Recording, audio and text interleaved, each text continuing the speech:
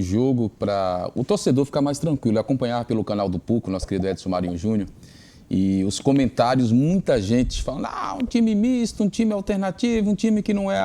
E se perder com esse time, assim, questionando alguns jogadores, Cauli, como Everton Ribeiro. E é interessante um jogo com toda dificuldade, como disse o próprio técnico Rogério Ceni, dificuldades em relação ao gramado que não foi molhado, não que seja um gramado ruim, não é isso, mas ele falou aí na coletiva que não molharam, estava mais difícil da bola correr, e mostra assim que tem um grupo na mão, que tem um grupo para poder fazer esse rodízio, que é muito importante, e a gente fala sempre, principalmente com mês de temporada, a questão de lesões, que é muito possível de acontecer, é muito provável que venham a ocorrer.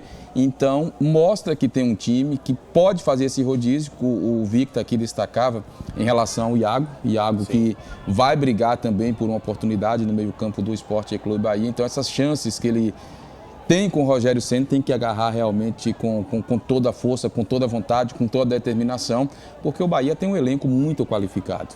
Mas, além dessa qualificação, é bom a gente frisar também que, além de ser qualificado, tem um elenco que é muito competitivo internamente, e isso é bom para o time do Sport Clube Bahia, é bom para o próprio técnico Rogério Ceni ter jogadores motivados e acreditando que tem potencial, inclusive, para poder ser titular dentro do grupo, dentro do time, dentro da competição. O que você falou é o que eu estava pensando aqui, quando eu vi ali até a jogada do carrinho ali do Biel, né, a disputa do jogo.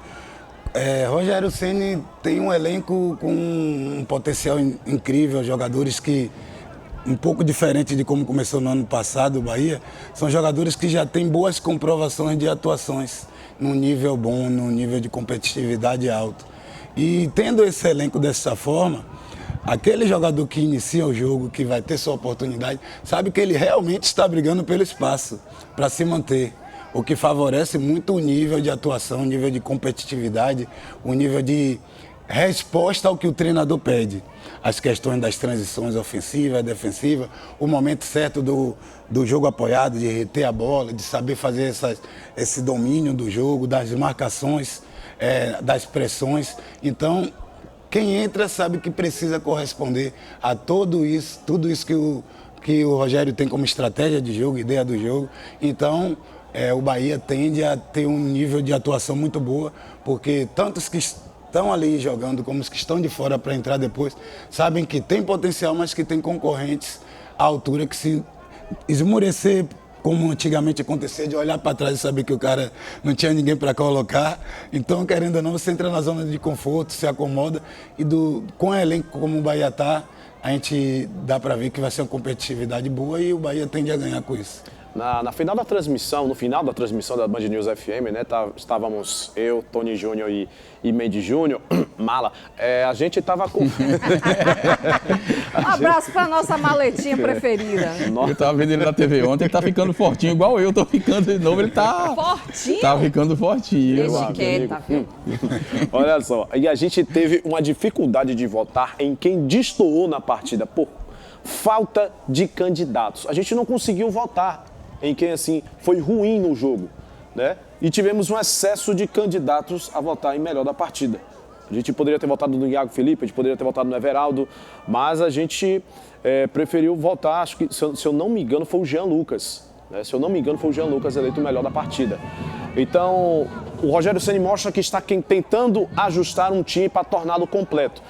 Tira uma peça, coloca outra e a qualidade não cai. Essa é a proposta para o restante do Campeonato Baiano e para a Copa do Nordeste, que vai intensificar mais ainda a agenda de jogos da temporada. Agora, Victor, com todo respeito aos jogadores e um jogo contra Jacobina, contra a Bahia de Feira, não é nem para se analisar, lógico que a gente faz esse trabalho, de quem foi bem. É mais uma preocupação de quem não vai bem contra os adversários. E Ratão tem 2 jogos que não consegue desempenhar É naquela coisa, né? Ratão, a gente até não achou justo usar ele como rota, apesar de ele ter jogado. Mas jogou. Sim. Apesar de ele ter jogado, entrou no segundo tempo, a gente não viu uma minutagem suficiente para analisar o desempenho. Mais uma vez Ele perdeu um gol, isso aí eu concordo com você. Ele perdeu um gol, né, e o rebote, né, a rebatida do goleiro gerou o tento do Everaldo. Eu acho que o que mais incomoda em relação a Ratão, né, você vê o Everaldo marcando gols, mas ainda não passa a confiança para o torcedor, é porque falta aquela competição ali no setor, né? Precisa realmente trazer jogadores para você falar, não depende só desses, né? Então, o torcedor ficar ouvindo os mesmos nomes que no ano passado não surtiram efeito, né? Eu acho que o que mais tem incomodado. Como eu até falei antes, essa questão da competitividade nessas posições que foram trocadas, você vê porque quem entrou entende que tem fora atletas de um grande nível. Eu até comentando com alguns torcedores do Bahia que sempre estão procurando falar comigo e falar aqui do que escutam aqui no programa, a audiência a gente sabe que é ótimo, eles sempre falam que ainda esperam, que parece que estão guardando o nome para ser aquele 9. Ninguém está ainda confortável em saber que o Bahia já está com nível bom, mas todo mundo fala, eu acho que o Bahia está guardando o 9 ainda. Todo mundo ainda acha que vai ter esse nome de peso aí, que a gente não sabe se vai chegar, mas o Bahia começa a ter mais ações ofensivas, tem mais assertividade, isso daí é o que está dando essa tranquilidade com o time principal. Eu acho que o 9 ainda tem que chegar, né? O Maju falou, o Everaldo ainda não passa essa confiança toda. Porém, analisando como um todo, eu vi um bom desempenho geral do time do Bahia, né? Poderia ter feito um placar elástico na Arena Cajueiro, teve caixa para isso, tinha caixa para mais. Né? Foram muitas finalizações.